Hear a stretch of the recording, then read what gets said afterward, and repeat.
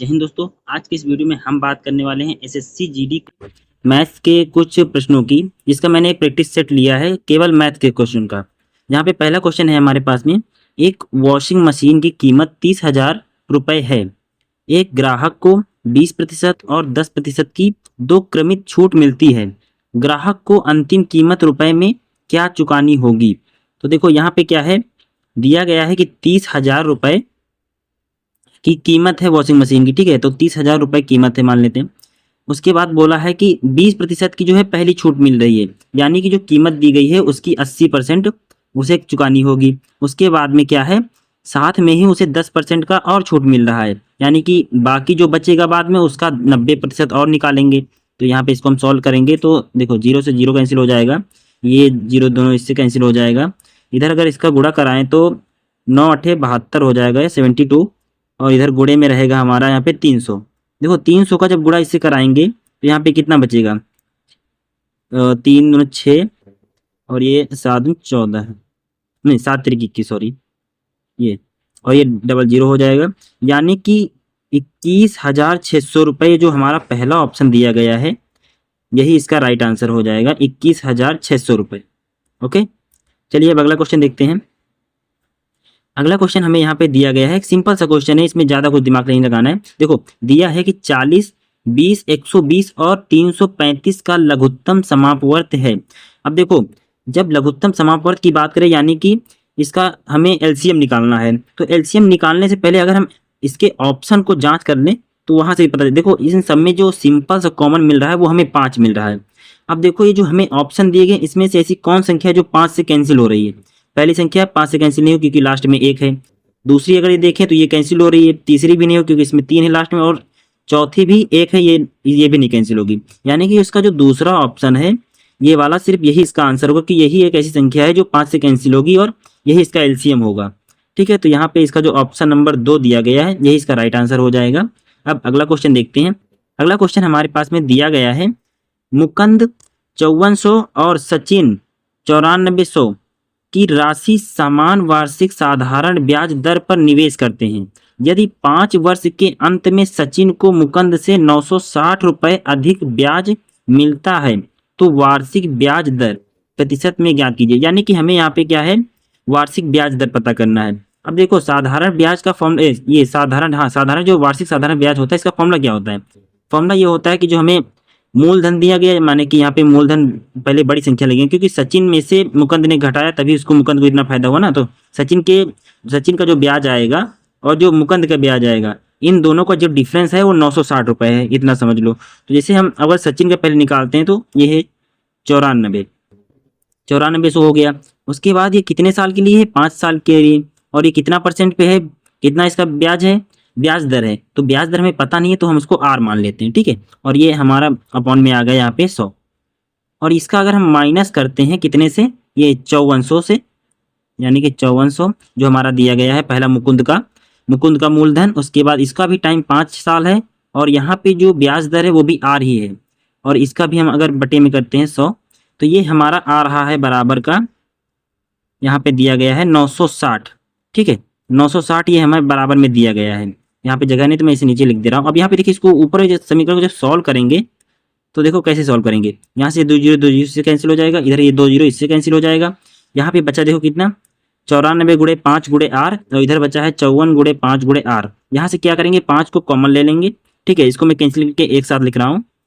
अब देखो यहाँ पे क्या किया हमने, 5 कॉमन ले लिया ऊपर, यहाँ 2 से लिखते हैं, 5 कॉमन ले लिया तो हमारा बचा क्या है, इधर बचेगा 94×r माइनस का 54 और गुणे का, इधर गुणे का r। ठीक है, और इधर ये इक्वल टू बराबर है 960 रुपये के।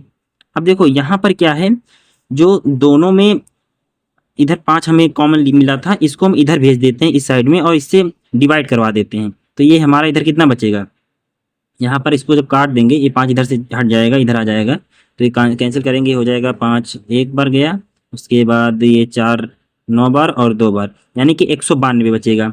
यानी कि हमारे पास जो 94 माइनस का 54 आ रहा है, ये बराबर आ रहा है 192 के। अब देखो 94 में से अगर हम 52 आर को कम घटा देते हैं, मतलब माइनस कर देंगे, तो हमारे पास यहाँ पे बचेगा 40 का आर। ये बराबर है हमारा 192 के। अब यहाँ से देखो आर की वैल्यू निकालेंगे, यानी कि 40 को इधर भेज देते हैं। तो यहाँ पे देखो इसको कैसे करके इधर लिख देते हैं, माने कि आर बराबर 192 बटे में हमारा आ गया 40। अब देखो 4 से इसको पहले कैंसिल करते हैं, 4 ये 10 बार चला जाएगा, उधर ये 4 बार हो जाएगा, 4 चौक 16, उसके बाद बचा 3 32, 4 अट्ठे 32। अब देखो नीचे 10 है, ऊपर 48 है, जब 10 से इसको कैंसिल करेंगे तो बीच में दशमलव लग जाएगा, यानी कि ये 4.8 इसका जो वार्षिक ब्याज दर होगा यही आएगा प्रतिशत में। वार्षिक जो ब्याज दर है, यानी कि ये ऑप्शन नंबर, हाँ ये पहला जो है यही वाला इसका राइट आंसर हो जाएगा, 4.8। अगला क्वेश्चन देखते हैं। अगला क्वेश्चन है हमारे पास में यहाँ पर, एक व्यक्ति ने, एक मिनट, हाँ, एक व्यक्ति ने एक वस्तु 216 में बेची, उससे उसे 20% का लाभ हुआ। वस्तु का मूल्य रुपए में था, मतलब वस्तु का कितना मूल्य था जिसको उसने 216 में बेचा तो उसे 20% का लाभ हुआ। मान लेते हैं कि वस्तु का मूल्य x रुपए था, ठीक है, उसे x रुपए की वस्तु पर 20% का लाभ हुआ, यानी कि 120 रुपए, 120% निकाल लेते हैं, ठीक है। ये कितना लाभ हुआ है, 120% लाभ हुआ, यानी कि वस्तु का 120% बराबर है जो उसने जितने में वस्तु को बेचा है 216 रुपए। अब यहाँ पे इसको सिंपल से सॉल्व कर लेंगे, इसको अगर सॉल्व करते हैं ऐसा हो जाएगा, यहाँ पे 0 से 0 कैंसिल। अब x से देखो x बराबर यहाँ पे हो जाएगा हमारा 216 गुणे में 10 हो जाएगा, और ये बटे में इधर अपॉन में आ जाएगा 12। यहाँ पे अगर हम कैंसिल करें, यहाँ पे 12 है, यहाँ पे अगर हम कैंसिल करते हैं, ठीक है, तो देखो ये 6 हुआ, 2 से कैंसिल किए, और इधर ये हमारा हो जाएगा 2 0 और 8, ठीक है। अब इधर देखो यहाँ से अगर हम इसको 6 से कैंसिल करते हैं तो 6 एक बार गया, इधर ये 6 से करेंगे तो 6 एकम, और इधर बचा है 4 48 हो जाएगा, यानी कि 6 अट्ठे हो जाएगा, और इधर का एक जीरो, यहाँ पे एक जीरो लग जाएगा, यानी कि 180 हमारा जो मूल्य आएगा वस्तु का वो 180, यानी ऑप्शन नंबर जो बी है ये इसका राइट आंसर हो जाएगा। ओके, यहाँ पे जी जो बी नंबर, सॉरी दूसरा नंबर जो ऑप्शन दिया गया है यही इसका राइट आंसर है, वस्तु का मूल्य 180 रुपए था। अब अगला क्वेश्चन देखते हैं।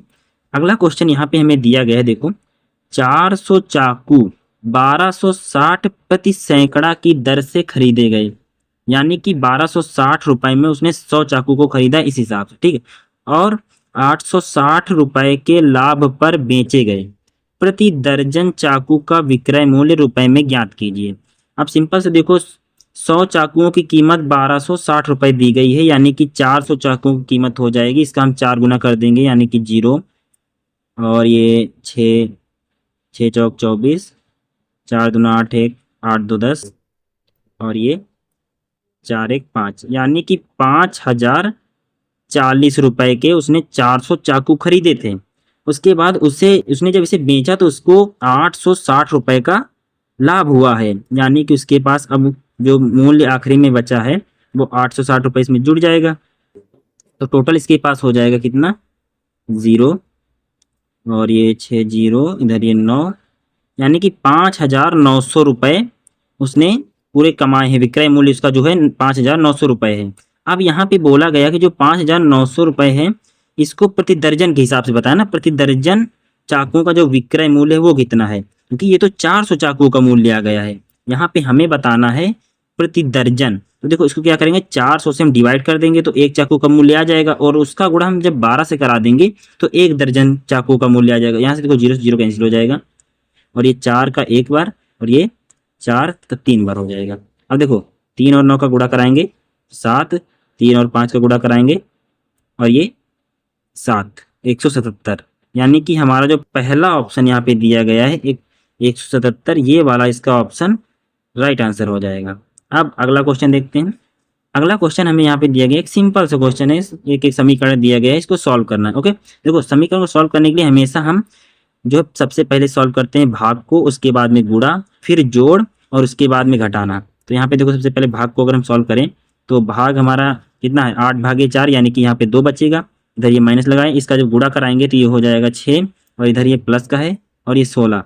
अब देखो इसको जोड़ेंगे तो ये हो जाएगा 18, और माइनस का 6, यानी कि 12 हमारा इसका राइट आंसर हो जाएगा। ऑप्शन नंबर 2 इसका जो दिया गया है ये इसका राइट आंसर है। अब अगला क्वेश्चन देखते हैं। अगला क्वेश्चन हमें यहाँ पे दिया गया है, एक अर्धगोले, एक मिनट, हाँ, एक अर्धगोले का आयतन ज्ञात कीजिए जिसका व्यास 7 सेंटीमीटर है। देखो यहाँ पे पाई की वैल्यू उन्होंने बोला है कि 22/7 लीजिएगा। अब देखो हम इसको कैसे निकालेंगे। अर्धगोले का जो आयतन का फॉर्मूला होता है वो होता है 2/3 पाई आर क्यूब, ठीक, ये होता है। अब यहाँ पे हम इसकी जब वैल्यू पुट करेंगे, देखो तो ये हो जाएगा 2/3 गुणे में पाई, पाई की वैल्यू हम 22/7 रख लेते हैं, ठीक है। और आर हमारा दिया गया है, जो कि व्यास 7 है तो रेडियस हमारी कितनी हो जाएगी 7/2, और इसका क्यूब निकालना है, यानी कि 3 बार इसका गुणा करा देंगे, सॉरी यहाँ पे 2 है, इसका 3 बार गुणा करा देंगे, 7/2 गुणे में फिर से 7/2। अब यहाँ से देखो एक 7 इससे कैंसिल हो गया, ये 2 इससे कैंसिल हो गया, ये वाला 2 इससे कैंसिल होगा, तो यहाँ पे 11 हो जाएगा, और इसका गुणा करा देते हैं तो ये 11×7 और नीचे हो जाएगा 6, यानी कि 77 × 7/6, ठीक, इतना हो गया। अब यहाँ पे देखो क्या करते हैं, ऊपर जो ये 77 × 7 लिखा है इसका भी गुणा कराएंगे तो यहाँ पे हो जाएगा ये 7×7 = 49, उसके बाद फिर से 49, और 49 में जब 4 जोड़ेंगे तो 53 हो जाएगा, और अपॉन में 6 है हमारे पास में, ठीक है। अब 6 से देखो डिवाइड करेंगे तो 6 6 8 48 हो जाएगा, यानी बचेगा हमारे पास में 5, और ये 5 59 हो गया, 6 9, ये ऑप्शन नंबर देखो 89 यहाँ पे मैच हो गया, इसके बाद दशमलव लगेगा ना, 89 इससे मैच हो रहा है, यानी कि आगे यहाँ पे 83 आएगा।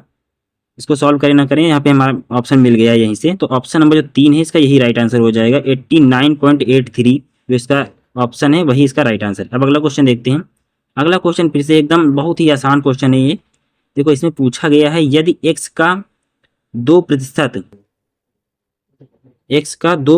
324 है तो x बराबर है, यानी x की वैल्यू पता करनी, तो सिंपल से निकाल लेते हैं। x का 2% यानी कि 2/100, ये बराबर दिया गया है हमें 324, बस इसको सॉल्व करना है।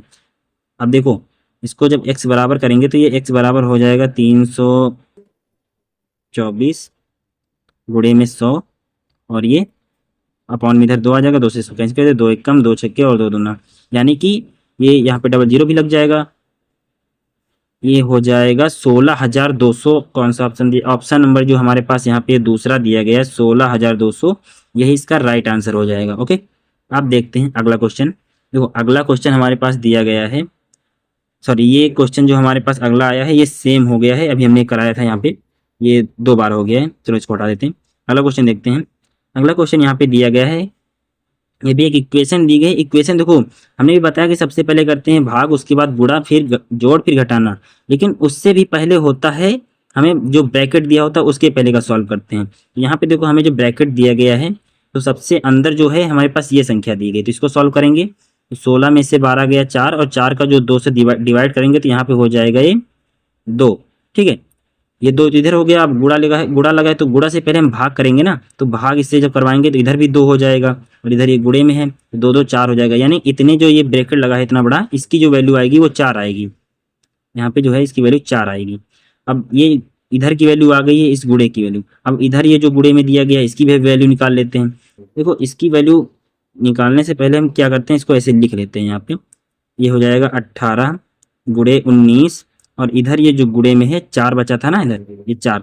अब यहाँ से देखो सबसे पहले हम क्या करते हैं, इसका जो इकाई का अंक है उसका गुणा करा के देखते हैं कि ऑप्शन में किसी से मैच हो रहा है। देखो 8 और 9 का जब गुणा कराएंगे तो 72 आ जाएगा, यानी कि जो इकाई का अंक बच रहा है वो 2 बच रहा है, और 2 और 4 का जब गुणा कराएंगे तो 8 आ जाएगा, यानी इकाई का अंक 8 होना चाहिए। तो 8 देखो इन चारों ऑप्शन में से जो चौथा ऑप्शन हमारे पास में दिया गया है इसी में, यानी कि जो ऑप्शन नंबर 4 है यही इसका राइट आंसर हो जाएगा, 1368, ठीक है।